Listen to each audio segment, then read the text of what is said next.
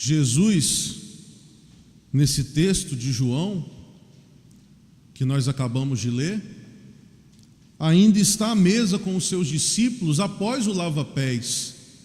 Se nós voltarmos aí alguns versículos antes, vamos ver que Jesus lava os pés dos discípulos, e é nesse mesmo clima, é nesse mesmo ambiente, que Jesus ainda permanece e profere essas palavras de adeus aos seus discípulos. Ainda no capítulo anterior, capítulo 14, Jesus diz: chegou a hora de passar desse mundo e ir para o Pai. São palavras que a comunidade joanina conservou, meditou, interpretou e finalmente colocou em escrito, numa linguagem e num estilo diferente das palavras que saem da boca de Jesus, expressa nos outros evangelhos. Nós poderemos talvez dizer que o discípulo amado e a comunidade do discípulo amado fizeram ressurgir as palavras de Jesus. E aqui no evangelho nós as reencontramos dirigidas agora aos discípulos reunidos de todas as igrejas em todos os tempos, porque é uma palavra que vai perpassar o tempo e perpassar limites geográficos. A promessa de Jesus é o Paráclitos, que é aquele que é chamado como advogado, o defensor, o socorrista, o consolador. Jesus sopra sobre os discípulos e diz: recebei o meu Espírito, recebei o meu Espírito. Parece que há algo que sai de Jesus, e essa é a impressão, e vai para os discípulos. E esta mobilidade faz com que eles também se mobilizem. Talvez foi aí que fez saltar os ferrolhos das portas dos seus entendimentos, das suas mentes e dos seus corações. Mas de acordo com o quarto evangelho, o evangelho de João, o dom do Espírito se deu de modo mais discreto do que o descrito em Atos capítulo 2, no dia de Pentecostes. Aqui, nada de ruído ensurdecedor. Aqui, nada de vendaval impetuoso. Aqui, nada e nenhum indício ou resquício de um fogo celeste. O sopro de Deus, a ruá de Deus, indica figurativamente a vida de Deus, que procede do íntimo do seu ser. O hálito de Deus, que é essa força vital, essa força criativa do ser humano. É interessante que em hebraico a palavra que é traduzido como espírito é ruá. É interessante que essa palavra ruá ela é gutural, né? Exatamente esse é o sentido, ruá. Ruá é um termo feminino que indica literalmente vento, ar, mas também indica alento, vida, amplitude, espaço ilimitado. Ruá tem uma conotação muito mais rica e vital do que o termo espírito, que na maioria das vezes, ou em quase totalidade delas, é traduzido nas nossas versões. A totalidade do nosso ser está empapada da ruá de Deus. Esse espírito que não é só sopro, mas que é vida, que é alento, que é amplitude. O Espírito é sopro, é hálito, é vento que gera vida, é vento que move, que impulsiona, que sopra onde quer. De onde ele vem para onde ele vai, não é fácil dizer, não é fácil saber. No entanto, esse Espírito está presente e se faz sentir. Ele age, sopra, despoja, subverte, separa, varre, empurra, levanta, expande, toca. Aparecem e permanecem os sinais da sua passagem. É um vento leve, refrescante, penetrador, inovador, um sopro sutil, profundo, um sopro que não pode ser detido, que não pode ser sufocado, que não pode ser aprisionado. Esse espírito não é refém de nenhuma religião. Esse espírito não é refém de nenhum grupo. Esse espírito não é refém de nenhuma classe. Esse sopro, essa ruá, sempre vai transpassar os limites que nós podemos tentar colocar sobre ele.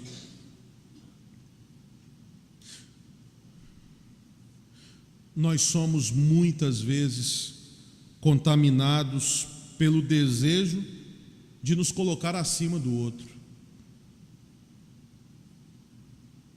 Nós somos muitas vezes contaminados com o desejo de nos fazermos como deuses, de construirmos torres de Babel que nos façam atingir os céus e nos tornam tantas vezes até mesmo incompreensíveis para o outro. Lembro quando fazia seminário, e quando a gente faz seminário, a gente começa a aprender grego e hebraico, a gente acha que a gente já está sabendo demais. E aí eu lembro que eu cuidava de uma igreja lá na Vila do João, Complexo da Maré, primeira igreja batista da Vila do João. E na minha empolgação exegética, eu lembro o título de um sermão que eu preguei lá: Tripés tridimensionais da graça maravilhosa de Deus. E eu lembro que enquanto eu falava, ficava todo mundo olhando para minha cara assim. Quantas vezes parece que a gente continua construindo torres de Babel, que por mais que nós não sejamos compreensíveis, essa não compreensão, muitas vezes nós interpretamos como se a gente fosse melhor do que os outros. O Espírito de Deus nos faz abertos para os outros, porque substitui em nós o desejo de dominar o outro pela vontade de servir o outro, pela vontade de sermos úteis aos outros. Nós podemos então começar a nos compreender melhor também. É esse o dom das línguas, é esse o dom das línguas de fogo que nós tanto tentamos dramatizar tantas vezes. Não é nada mais do que a linguagem do amor, porque acolher esse espírito depende do nosso acolhimento pela plena liberdade. Esse espírito que não pode ser aprisionado, esse espírito que não pode ser definido, que não pode ser limitado. Todo ser humano tem a necessidade de uma aliança com o outro. O Espírito de Deus, esse espírito criativo por parte de Deus, vem até cada um de nós. Também Ele mesmo também parte de cada um de nós em direção aos outros, mas não para suprimir as diferenças entre nós e os outros, mas para nos fazer conjugar apesar das diferenças, para nos aliar apesar das diferenças. Os interlocutores aqui dos discípulos no dia de Pentecostes ouvem cada um segundo a sua própria língua, diversidade de modos de ser e de dizer, que não é mais como Babel, lugar de divisão, mas agora é um instrumento de uma nova unidade. Dizer espírito é dizer saída de si, é dizer comunicação, é dizer relação. Lembro quando eu era criança ainda, devia ter uns 8 anos de idade, cresci numa igreja batista, né? Os batistas aqui vão entender o que eu estou querendo dizer. A igreja batista tem, na minha igreja lá, da minha igreja de origem, tem um culto administrativo, que é todo primeiro domingo do mês. O culto da manhã é uma sessão ordinária com a igreja toda. Então faz-se o louvor e na hora da mensagem, a mensagem na verdade é essa reunião com a igreja inteira e todos os assuntos são discutidos. E isso tem uma vez por mês, ou na minha igreja de origem. E mamãe Mamãe é uma baixinha que dá nó até em pingo d'água. E eu lembro de uma sessão dessa lá, mamãe discutindo um assunto foi levantado e ela se posicionando de um lado, e do outro lado tinha um camarada que era igualzinho minha mãe, só que pensava o contrário. E levantava e dizia: não, Giza, você está errada por causa disso. E minha mãe levantava e falava com ele: não, você tenta olhar por esse lado. E ele levantava e falava: não, Giza, olha por esse lado também. E ficou a sessão inteira, a assembleia inteira, os dois discutindo. E acabou a assembleia, os dois ainda saíram discutindo sobre aquele tema. E eu lembro que eu com fome, novidade, né? Já que eu falei de fome, abri um parênteses. Que lasanha, Eni, que lasanha que essa mulher faz, que eu comi hoje. E eu lembro que eu com fome dentro do carro, e mamãe chega, entra no carro, e esse senhor estava perto, e mamãe comenta com uma amiga dela, que estava do lado dela, dizendo: olha, passou a hora, né? Já são 2 horas da tarde, chegar em casa, não ia ter que fazer comida. E aí nós chegamos em casa, quando eu cheguei está o telefone tocando, eu atendo, é o irmão. Falei: meu Deus do céu, vai continuar por telefone. Só que ele falou assim: Bruno, deixa eu falar com sua mãe. Aí eu passei, e ele virou para minha mãe e disse: Giza, é que eu escutei você falando que quando chegasse em casa não ia ter que fazer comida. Churrasco aqui em casa está pronto, traz sua família para cá, vem para cá. E a gente foi.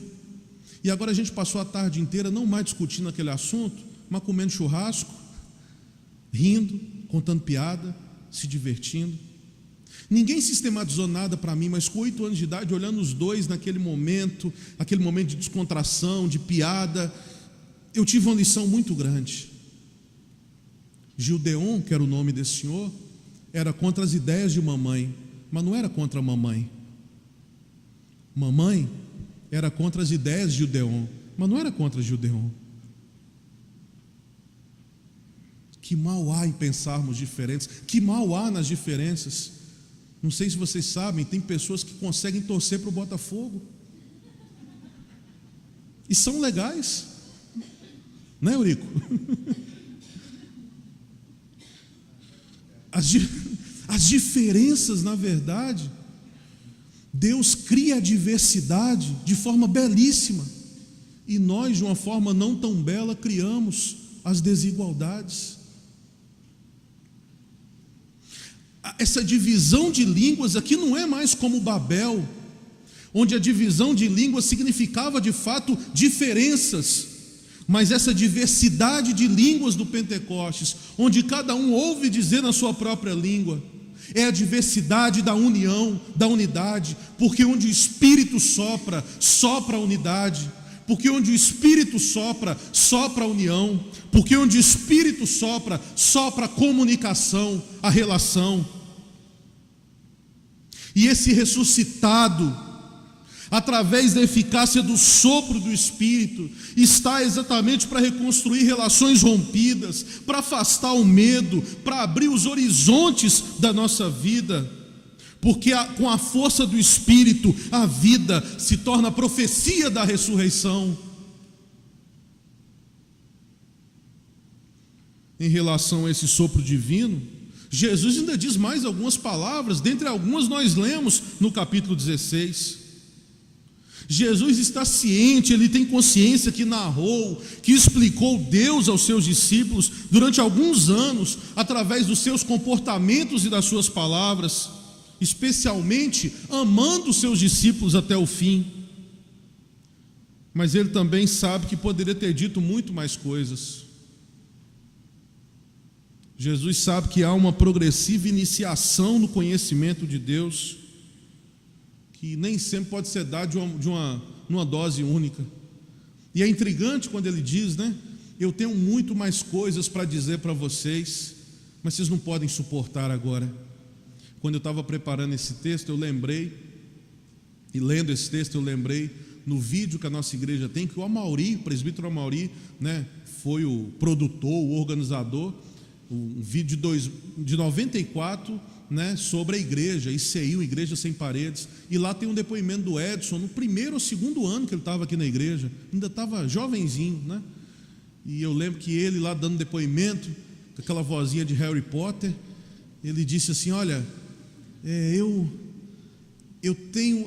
eu tenho muita coisa para falar ainda sobre a minha chegada aqui na igreja, mas eu sinto que não é um momento. Um dia eu ainda vou abrir de uma forma geral o que significa essa chegada. E quando eu vi o vídeo, eu liguei para ele e falei: Edson, você falou lá que tinha alguma coisa que você tinha que falar, mas não era a hora. O que é? Agora você já pode falar? Eu nem lembro mais. Nem me lembro mais. Mas esse é o Edson. Mas é interessante, né? Eu tenho muita coisa para dizer para vocês, mas vocês não podem suportar ainda. Lendo o Pentecostes, à luz dessas palavras de Jesus, descritas aqui no quarto evangelho, hoje nós nos damos conta de que o hálito, de que o sopro de vida de Deus é o sopro do Cristo, é o Espírito Santo, e é o nosso sopro de cristãos, um sopro que desce sobre nós e em nós constantemente, e que sobretudo na Eucaristia que nós vamos viver logo mais, nos renova a cada dia, nos mostrando o valor da vida, nos mostrando o valor das relações, nos mostrando o valor do outro. Quarta-feira, em nossa reunião de oração, né, Lenita? Eu estava meio borocochô com algumas coisas que eu fui vivendo durante a semana. Os irmãos sabem do trabalho que eu faço nos hospitais, e lidar com tanto paciente nos seus momentos finais de vida, a mim tem me levado a refletir muito sobre a vida que eu estou vivendo, a vida que eu estou deixando de viver, e vê-los nos seus últimos momentos de vida olhando para a própria vida. E é interessante porque o Rubem Alves vai dizer que a branda fala da morte não nos aterroriza por nos falar da morte, ela nos aterroriza por nos falar da vida, porque a morte nunca fala sobre si mesma. Ela sempre nos remete à vida que a gente está vivendo e à vida que a gente está deixando de viver. E todas essas reflexões, e pensando muito em valorizar aqueles que estão ao nosso lado e que tantas vezes a gente esquece, a gente vive adiando palavras de amor, expressões de gratidão, a gente vive adiando o perdão, a gente vive engavetando as nossas declarações. Um dia eu ainda vou mostrar para fulano como eu amo, um dia eu ainda vou mostrar como eu sou grato, e esquece de fazer no hoje. Eu trouxe na reunião de oração uma rosa para cada participante, para dizer para cada um deles, baseados numa canção que diz assim: eu não posso me esquecer, eu tenho que oferecer flores em vida enquanto é dia. Será que a gente não pode oferecer flores das formas mais diversas para as pessoas enquanto a gente ainda está vivo? Oferecer o nosso amor, a nossa gratidão, como uma forma também de valorizar essa vida, enquanto a gente ainda tem condições de fazê-lo. No capítulo 14, versículo 26, Jesus vai dizer: mas o Consolador, o Espírito Santo, o Paráclitos, que o Pai vai enviar em meu nome, Ele ensinará a vocês todas as coisas e fará vocês lembrarem de tudo que eu lhes disse. Ele vai lhes ensinar e vai vos fazer lembrar de tudo que eu tenho ensinado para vocês. Jesus disse, o que Jesus disse não é um fim em si mesmo. O que Jesus disse é uma semente, é um começo. E o Espírito Santo, esse Espírito de Deus, que é energia, que cria e recria, que faz acontecer a palavra, a partir dessa semente lançada por Jesus Cristo, palavra e verbo de Deus, o Espírito Santo vem hoje avivar a nossa memória. O Espírito vem, o Espírito virá, enviado pelo meu Pai, para vos lembrar de tudo que eu tenho ensinado para vocês. Hoje esse sopro vem sobre cada um de nós para avivar a nossa memória. E ele vem nos lembrar o futuro. Porque o Espírito Santo é memória do futuro. Ele nos consolará todos os dias. Ele vai estar com a gente todos os dias. Espírito Santo de Deus é a memória de um futuro.